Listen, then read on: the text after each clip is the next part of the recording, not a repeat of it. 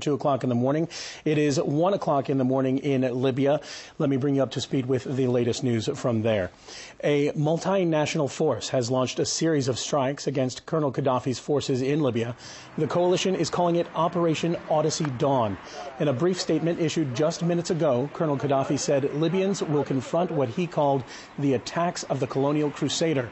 The Libyan leader added that the Mediterranean has now become a war ground. 112 cruise missiles have been launched from American and British ships and submarines, hitting at least 20 targets. Jets from a number of countries have attacked Colonel Gaddafi's ground forces. The Libyan government reports that there have been civilian casualties.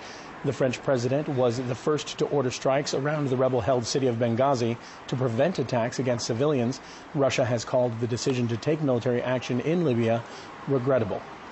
Now, for more on the developments in Libya, let's cross now to Paula Sleer, who's in the capital of Tripoli.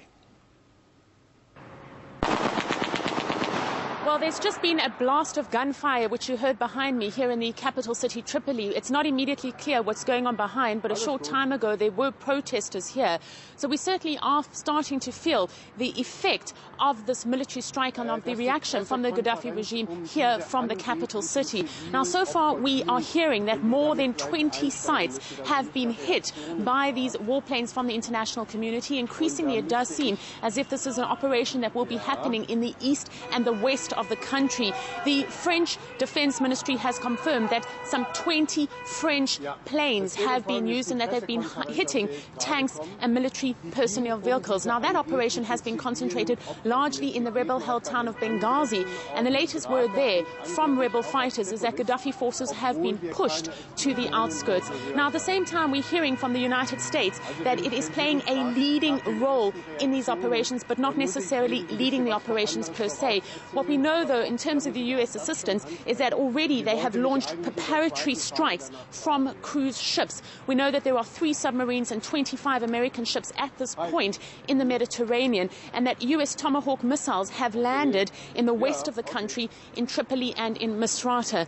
Now, Libyan state television has been reporting for the last few hours that there are heavy civilian casualties. It says that these are happening here in the city of Tripoli, and I can tell you that we have heard a few ambulances driving past. It says they are also happening in the town of Benghazi. They also say that there's been a strike on fuel stores in Misrata.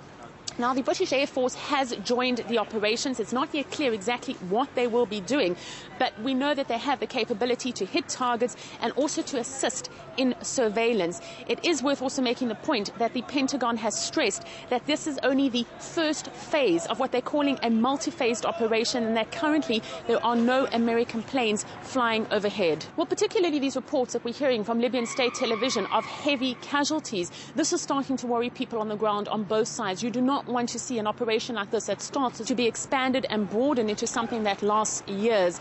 It is widely understood that the Libyan Air Force is not significant, and so it shouldn't be very difficult for the international community to enforce a no-fly zone. But the question is whether or not, under the guise of humanitarian assistance and under the guise of any kind of other arguments, this operation will not continue for years. The last thing people here want to see is what they call foot soldiers on Libyan soil. This is something that not only the government, but certainly the rebel groups themselves would detest. One of the problems that is facing this whole operation is how difficult it is to discern on the ground who are civilians and who are legitimate Gaddafi targets. If you look, for example, at a pickup truck, it's very hard for a pilot to know whether the people on the truck are actually soldiers or whether they are people fleeing from Benghazi. And we know that so far as many as 300,000 people have fled Libya, many thousands again today making their way out of the Benghazi city because they are afraid of the developing violence on the ground. And certainly what we're seeing is an increase in violence, an increase in airstrikes, and what we expect is a growing response from the Gaddafi regime itself. That's RT's Paula Sleer reporting from Tripoli, the capital of Libya. Now, world powers decided to enforce the no-fly zone at a summit in Paris, where they were meeting to work out a course of action in Libya. Our Europe correspondent Daniel Bushell has been following what happened there. Reports have confirmed that some 20 warplanes are already on Libyan airspace from the French side, which has been the most active in this, starting with the summit and now in military action. They've sent Rafale fighter jets, Mirage fighter jets, also surveillance aircraft. They say that their key concern is to enforce a no-fly zone over Libyan airspace, in effect grounding Colonel Gaddafi's jets and helicopters, and their number one concern is the civilian population in and around the area of Benghazi. And to that effect, the first military operation will be to enforce the no-fly zone over the east of Libya, where the rebel strongholds are, 100 by 150 kilometre area. It comes after a decision at the Paris summit where it was decided that the powers would go in, and it was attended by the heads of the United Nations, the head of the Arab League, also the Emir of Qatar, several foreign ministers of Arab nations, for example Morocco and the United Arab Emirates. Arab states, Saudi Arabia, Qatar, Jordan and the United Arab Emirates have said they do back the deployment of a no-fly zone over Libyan airspace, and the Arab states will play a supporting role, obviously key their support in the region. Other EU powers are now falling into line. We can confirm Italy has offered 7 of its air bases that were used by NATO previously. Of course, Italy just across the Mediterranean from Libya, one of the key air bases that will be used by Western powers. And we're also seeing other nations coming out and saying they support this. For example, Norway, Netherlands, here in Belgium. We've also seen Canada saying its fighter jets are already in the region and ready to be deployed within 2 days. They just need to set up there. And Western leaders, EU leaders, say they do support this campaign. David Cameron of the UK, also Angela Merkel of Germany, despite Germany's abstention of the UN vote for a no-fly zone. She says she does back military intervention now. They just won't be sending forces themselves. Germany won't be sending forces, but it does support this.